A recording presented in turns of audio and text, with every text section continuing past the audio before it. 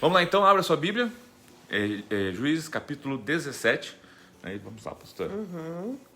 Diz assim: havia um homem chamado Mica dos montes de Efraim, que disse certa vez à sua mãe: os 13 quilos de prata que foram roubados de você e pelos quais eu a ouvi pronunciar uma maldição, na verdade, a prata está comigo, eu a peguei.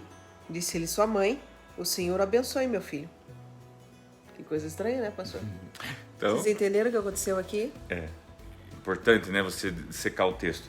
Um homem era de Efraim, né, dos montes de Efraim. Isso. Lembrando, Efraim, uma das tribos de Israel. Então está dizendo o seguinte: era alguém do povo de Deus, né, dos montes de Efraim, do território de Efraim, tá? Ele não parecia ser um cara, apesar de ser do povo de Deus, não parecia ser um cara muito honesto, porque ele roubou a própria mãe.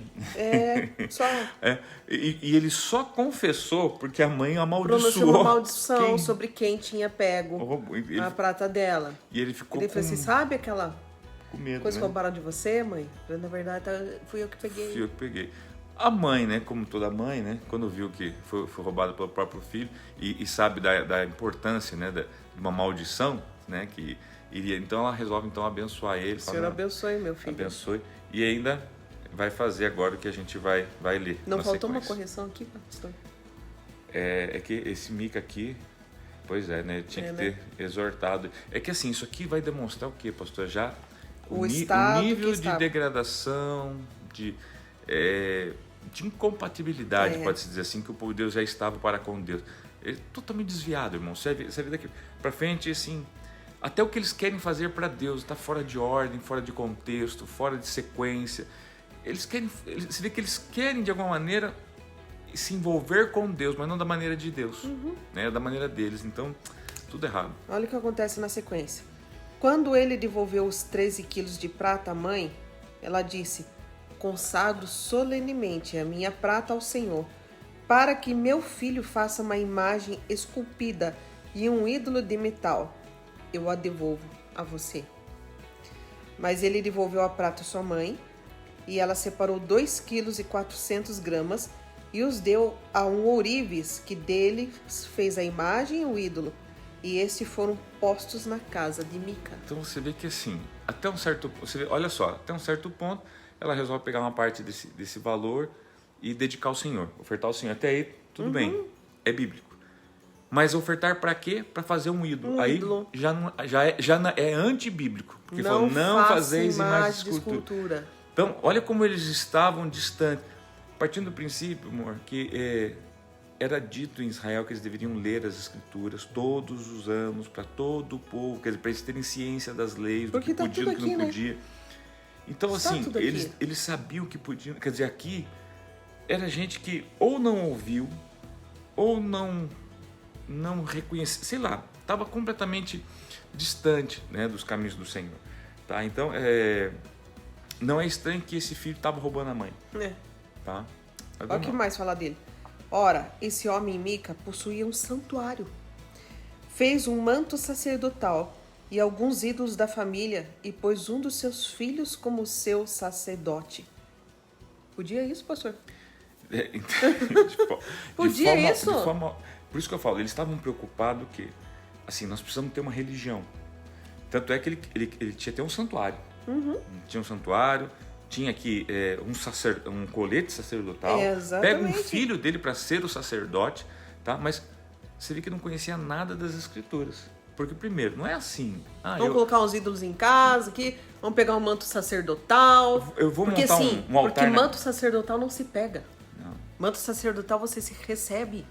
Então você não pode sair pegando, gente, porque a pessoa que acha que pode ir pegando o ministério sem ser chamado, gente, não aguenta. Exatamente. Não aguenta. Não, se arrebenta, na verdade, né? Bom, gente, é que nem... Assim, a gente tem que partir do princípio assim, cada pessoa tem um encargo, cada pessoa Deus, né, traz para esse mundo com um propósito para suportar algo específico, né? Então não adianta, por exemplo, você não fica às vezes surpreendido com as pessoas que trabalham às vezes em alguns serviços tão pesados, fala, meu Deus, como é que consegue, né? Como é que aguenta, como é que suporta isso? Gente, tem pessoas que suportam. Como é que a mulher suporta, irmãos, dar um parto? Para pensar, como é que a mulher suporta a dor de um parto? Deus a fez para isso, porque assim, eu acho que homem nenhum aguentaria uma dor de um parto. Tá? Então, quer dizer, ela tem esse suporte, esse encargo de trazer vida ao mundo, então ela vem preparada para aquilo.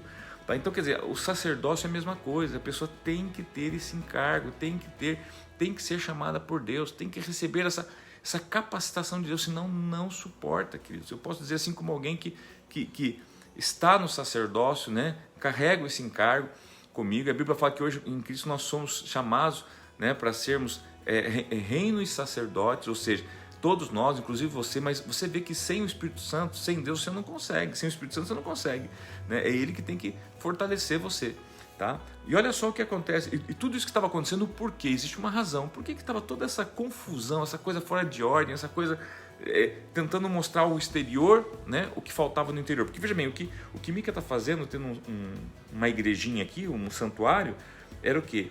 Ele estava tentando mostrar para as pessoas, né, que estavam fora, tá, o que faltava nele dentro. Tipo, se ele precisava ter um santuário, porque ele não era o santuário, porque não havia dentro dele. Precisava ter um sacerdote, porque ele não era o sacerdote. Tá? Então, normalmente é assim, irmão, você precisa mostrar alguma coisa que você não tem. E que era para ter dentro de você, tá bom? Mas olha a resposta, por que tudo isso estava acontecendo? Verso 6. Naquela época, não havia rei em Israel. Cada um fazia o que lhe parecia certo. Lembrando que essa ideia do rei é a ideia do guia, do líder, do quem dá o norte, né? É o Moisés da vida. E fazendo um adendo aqui, pastor, eu vejo isso muito a realidade de hoje. Eu vejo assim, hoje o Brasil está sem rei. Mas entendo o que eu quero dizer. Nós temos um governante sobre nós. Só que esse governante não está sendo respeitado. Foi tirado os poderes deles. Vocês sabem que é isso que aqueles órgãos fizeram. Então tiraram o poder da mão deles. Gente, tipo assim, certo ou errado. Se tivesse um rei, o Brasil estava indo bem, gente. Porque é uma questão de hierarquia, é uma questão de bênção. Descentralizou o poder. Que cada um faça o que quer. Então, assim, cada governante faz o que quer. Que acha que é melhor. Né? Então, tem lá, né, o do Rio Grande lá, que agora fechou as gôndolas, né, para dizer o que você pode comprar no mercado ou não pode comprar. Outro E se fosse ideia dele, mas não, ele copiou o que está acontecendo no Canadá, que tem um contexto específico do Canadá. Totalmente diferente. Então não é se é certo ou errado, é que, assim, ele está copiando algo, entendeu? Então, assim, cada um faz o que lhe parece certo. Então, assim, nós conversávamos dentro do pastor, assim, meu Deus do céu, nós estamos vivendo a época dos juízes, tá? Porque, assim, tem um líder, existe um líder. Você goste dele ou você não goste dele, nós temos um líder supremo sobre nós que se chama presidente. E Deus respeita isso. Deus respeita e Deus honra isso, gente. Tá? É uma questão de autoridade espiritual. Quando você estuda sobre esse contexto de autoridade espiritual, eu estou lendo um livro sobre isso, gente, com passagens bíblicas sobre isso. Gente, é tremendo, gente. Tá? Então, assim, é uma questão que Deus, ele respeita a questão de autoridade e quer que nós respeitemos também, tá? Isso não quer dizer que seja obediência cega, tá? E me permita amadurecer, né, a todos vocês que nos assistem. O fato de termos um líder, né, e esse líder ser imperfeito, tá? Que eu vou lembrar você da liderança de Nabucodonosor, que Deus levantou. Nabucodonosor foi rei da Babilônia. Babilônia, um povo pagão.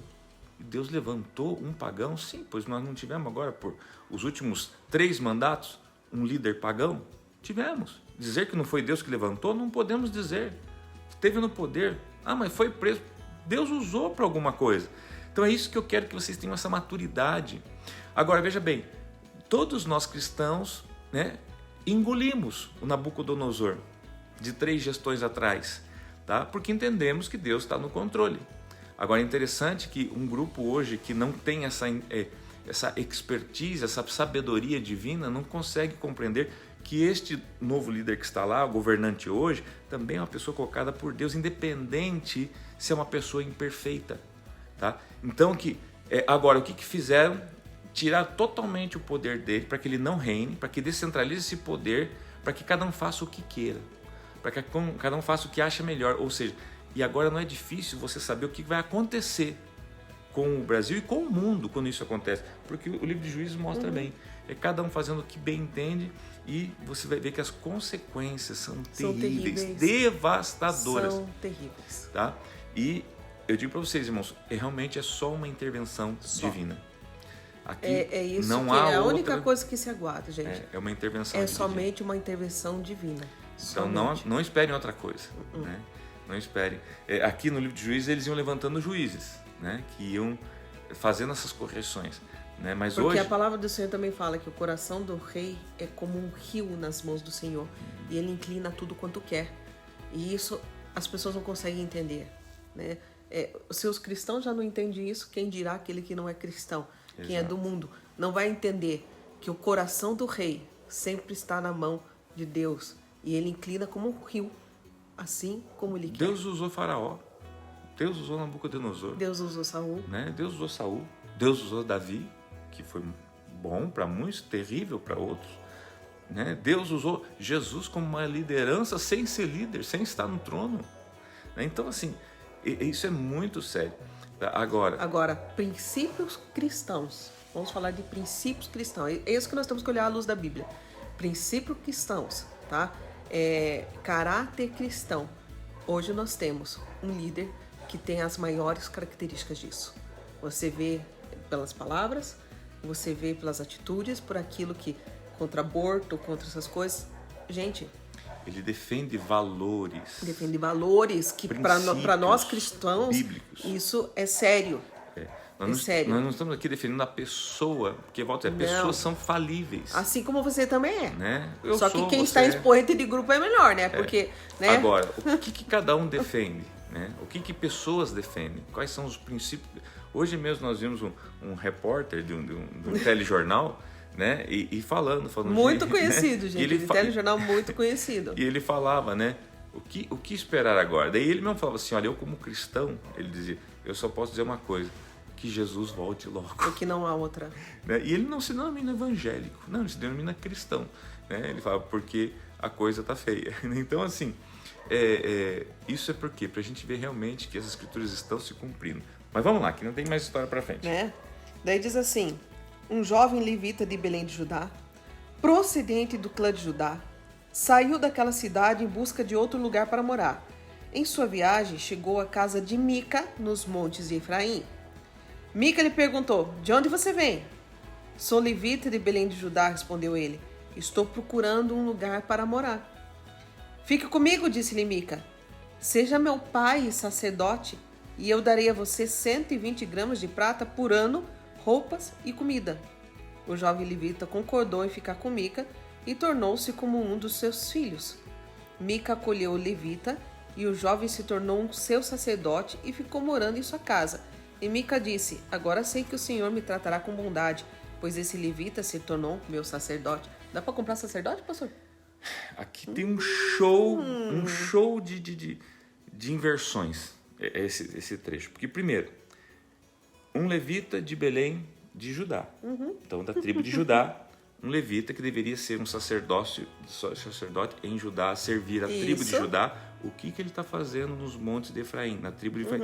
Então, primeiro, ele está fora da tribo dele. Está fora da tribo. Tá? Agora, saiu do lugar no que deveria estar. Então alguém que se vê que ele fugiu da onde Deus plantou ele, tá? Para ele servir, para ir, para sabe Deus aonde. Agora chega, oferecem ele o quê? Dinheiro. Para ele fazer o quê? Ofício para Deus. Então alguém que está, em vez de usar o encargo ministerial, usa o encargo profissional. Né? É aquela pessoa que usa do seu chamado como um comércio. Então aquela coisa assim, né? Pastor Alex, você vai ganhar hoje 3 vezes mais do que você ganha hoje, mas eu preciso que você vá para tal lugar. Ele já teve várias propostas dessas, né? Muitas. Se ela falar, tá bom. Já. Né? Eu digo pra você, a gente, eu confesso pra você, é tentador. Muito, mexe muito com a gente. Fica mexendo vários dias, inclusive, com a gente. Né? Mas porque a gente é ser humano, tá? Mas é justamente. E o que faz com que a gente não aceite? Quando a gente para, ora e lembra que isso que a gente faz não é um trabalho, não é um emprego, não é uma profissão, é um encargo, é um chamado. E não tem a ver com dinheiro, tem a ver com Deus, tá? Às vezes dói. Estou sendo franco com você. Mas então assim, o que esse cara faz primeiro? Então olha só, ele é de Belém, de Judá, deveria estar lá em Judá, lá né, na tribo que ele servia lá, era um levita. Os levitas serviam o templo, serviam... Tá, agora onde? Em Efraim. E agora oferecem ele, né? Mica oferece ele para trabalhar no santuário dele, no meio dos deuses dele. Quer dizer, seja o meu guru meu pai, meu sacerdote. Daí olha só, daí primeiro fala meu pai, para ser meu pai, mas depois se comporta como um filho. Pode ver que o texto, o Mica fala assim, seja meu pai e sacerdote. Porque pai dá destino. Isso. Pai dá destino. Então vem aqui, dá destino para minha vida. Como homem de Deus, com uma voz de Deus, não sei o quê. Mas... E no 11 diz, o jovem Levi concordou em ficar comigo e tornou-se como um dos seus filhos. Porque era um sustentado por Mica. Então quer dizer, ele não está dando destino coisa nenhuma para Mica. Ele está usando Mica. Gente, isso aqui é um show de erros e de falhas. Quando eu leio isso aqui me assusta. Porque eu falo, meu Deus, se nós estivermos assim, não tem o que fazer. Eu falo, meu Deus, tem misericórdia. Tem misericórdia, né? Daí fala, né? Que então o jovem, que se veja o nível do sacerdote que ele se torna, esse jovem levita, né? Isso você vai ver na sequência dos outros capítulos o que vai acontecer com ele, é algo terrível, né? E o versos 3, então Mica, agora sei que o Senhor me tratará com bondade. É outro cego, não tem nada a ver. O que Deus tem a ver não vai com isso? passar longe disso aqui. Deus não tem parte com isso aqui, né? Pois esse levita se tornou o meu sacerdote. Esse levita tinha que se tornar sacerdote da tribo dele, né? Não tem nada a ver. Jamais Deus iria usar um levita para se tornar sacerdote de outros deuses, de imagens, de ídolos pagãos, porque eles tinham toda uma mistura ali com os cananeus, com os filisteus, o povo que Deus já tinha mandado que tirasse do meio deles. Então, enfim, uma cegueira, uma distância, uma coisa assim absurda, uma coisa assim. E o pior não é isso. O pior é que isso aqui você vê hoje. Você vê hoje, gente, pessoas buscando, né, sacerdotes, buscando igrejas, buscando pessoas, e não busca a palavra. Eu gosto tanto daquela igreja, eu gosto tanto daquele pastor, daquela mensagem. Querido, você tem que gostar da palavra. Goste do pastor se ele está pregando a palavra. Goste da minha igreja se a minha igreja prega a verdade. Você está entendendo? Seja meu membro, querido, se eu prego a verdade. Goste do pastor da igreja se ele faz com que você se sinta mal com a pregação, gente. Sabe por quê? A verdadeira pregação não é aquela que te deixa feliz, mas é aquela que faz com que você se entristeça por um momento, mas que você muda a sua vida. É essa a verdadeira pregação, é a verdadeira mensagem, aquela que mexe com você. Tipo assim, isso aqui que nós estamos falando aqui, precisa mexer com você. Ela precisa produzir algo em você. Às vezes, para produzir algo em você, vai te entristecer primeiro, né? Porque a carne fica entristecida mesmo. Jamais o nosso intuito é lhe ofender, mas sim te confrontar, para ver você feliz mudando a tua vida. Porque você não vai ser feliz se você não mudar a sua vida. O confronto, ele produz transformação. Lembre-se que a conversão que nos leva a Deus. O que é a conversão? Mudança de direção. Mudança de rota. Você está indo sempre uma direção, às vezes está na hora, né, de mudar a rota. Veja que a mãe de Mica, se fosse um pouquinho cristã, que nem diz a pastora, tinha dado uma cabaçada de pau bem dada nele. Ele aprendeu a não roubar mais. Filho, mamãe perdoa você. Ainda precisa dar uma oferta para ele construir um ídolo, né, para o santuáriozinho dele. Que santuário? Tá vendo, filho? Isso aqui é resultado de uma vida. O comportamento dela vai orar, Pia, reforçou o mau comportamento dele. É isso que aconteceu. Larga a mão desses falsos deuses. O que é esse santuário aí? Uma mãe, assim como um pai, existe para dar norte, para dar destino. Exatamente. Né? Ela vai e apoia. Então você vê que é um cego guiando outro cego. Mas tudo isso fruto do quê? Não havia um rei e cada um fazia aquilo que quer. Né? Pode haver também um rei, como é o nosso caso que a gente diz hoje que está acontecendo, e as pessoas não quererem seguir o líder, não querem ouvir o líder, não querem, né? Então daí cada um fica fazendo o que quer. É bom falar mal dos outros, né? Dos outros, do país do outro, da cidade do outro, né? Da casa do outro. Agora, a pergunta é, como é que está a tua casa? Tem líder na tua casa? Tem liderança? Ou cada um faz o que quer? Ou cada um está fazendo o que quer na tua casa? Teu filho faz o que quer? Como é que é? Ainda há tempo. Ainda há tempo de você começar a colocar plaquinhas de ordem, de regras, de conduta. E não é as tuas regras. Mas meu filho, pastor, ele é maior de idade já. Não é as tuas regras, não é as minhas regras, é as leis de Deus. Quando você governa debaixo de princípios bíblicos, respaldado pela palavra do Senhor, você vai ver que a tua autoridade sobre os teus filhos, ela vem, não importa a idade que ele seja. Ele vai te respeitar, ele pode ter 40 anos. Se é algo que vem da parte de Deus, vai haver respeito, vai haver autoridade nisso. Gente, o que faz com que a pessoa pare, né? Quando um policial está na frente dela e faz assim, né? É o quê? É a autoridade que aquele homem carrega mediante a uma lei que existe, tá? A lei que existe, que nos resguarda, é a lei de Deus, que diz que honra pai e mãe. Louco é um filho que não é respeitá-la. Vai sofrer multas terríveis, tá? Ah, mas eu não quero que meu filho sofra a multa. Por isso que ele está do jeito que está. Deixa ele sofrer a multa. É melhor sofrer a multa do que a morte. É melhor que ele seja multado por excesso de velocidade do que sepultado porque matou alguém ou porque morreu de acidente por alta velocidade. Você está me entendendo? Então, deixa Deus usar a sua vida, tá? Como uma autoridade. E você, mulher, respeite a autoridade do seu marido. Respeite, independente de quem ele seja. Que não é cristão autoritarismo. Exatamente. Tem diferença de autoridade e autoritarismo, entendeu? Então, eu já falei para vocês que às vezes quando eu sou mais confrontado é quando a minha esposa vira para mim e fala assim, libera uma palavra. Meu Deus. Quando ela fala isso, libera uma palavra sobre um assunto. Eu faço isso, gente. Eu falo, meu Deus, agora é a hora da autoridade de Deus que está em mim. E, gente, como funciona isso? Se vocês soubessem. Funciona, gente. Gente, às vezes estou numa situação, coisas às vezes básicas, às vezes gente, simples. E a gente tá se falando no WhatsApp, eu falei assim, amor, libera uma palavra sobre mim, sobre essa situação. E ele libera, gente, é notável. E eu entendo assim que é pelo encargo que ele carrega, sim, por aquilo que ele é, mas também pelo meu reconhecimento de que ele é uma autoridade superior, ele é meu sacerdote, né? E Deus está acima dele, então Deus respeita as hierarquias aqui na terra e ele constituiu nos céus essa hierarquia, né?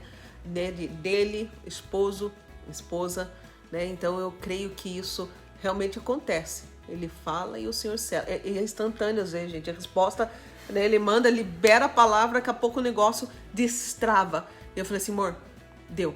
Você entendeu? Então agora eu pratico direto. Podendo, eu falei assim, amor, libera uma palavra aí. Graças a Deus que eu não tenho gastrite, eu não tenho, porque minha confiança está em Deus, gente, né? Porque óbvio, até dá umas tremidas por dentro, mas depois eu lembro que não é eu, mas sim aquele que eu carrego. Né? Então eu falo, Deus, se o Senhor está permitindo isso, é porque o Senhor quer me ensinar algo. Esses dias a nossa filha, né? Porque para alguns que não sabem, nossa filha já é casada e tal, né? E esses dias eu estava numa situação e ela estava no carro com o pai, e o pai falando, e ela falou assim, mãe, o pai estava conversando com a gente e aqui de repente ele falou assim, peraí que eu tenho que liberar uma palavra para tua mãe aqui. Assim, entendeu? É assim, gente, é assim. Amém?